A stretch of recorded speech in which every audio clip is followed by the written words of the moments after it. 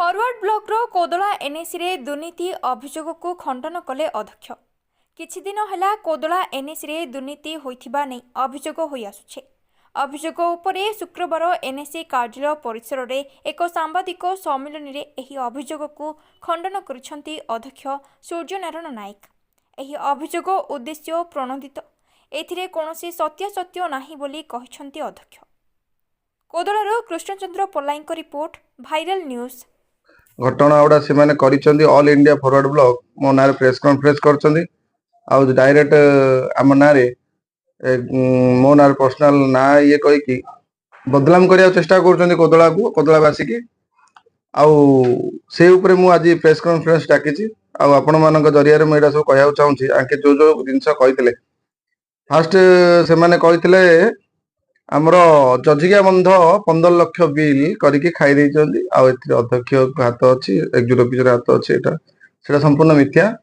मु प्रथम कहीदे 15 लाख आज्ञा ना जजिया बंध तार से कहीदे फास्ट जजिया बंध सफेई कार्य आज्ञा आमर 6,62,146 टंका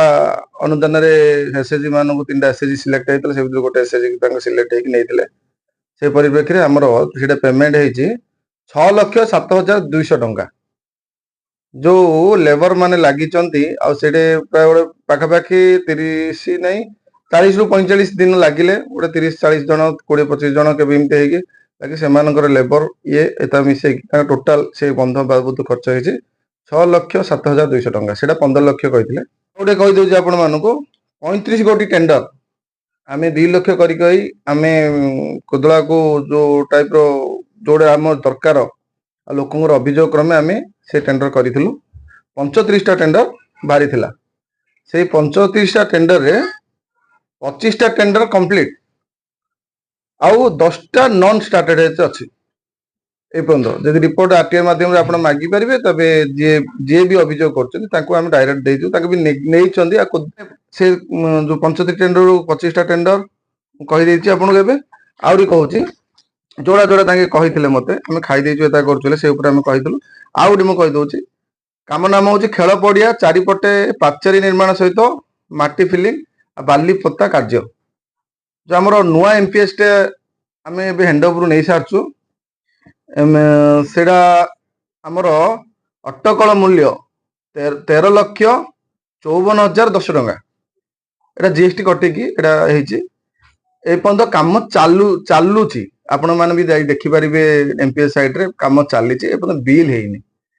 डबल टेंडर करके खाई टाइप अभियोग मुझे शुणा पाई सहित पाखे गोटे आमर अच्छी भलीबल ग्राउंड गोटे आम कम चली एपर्यंत बिल है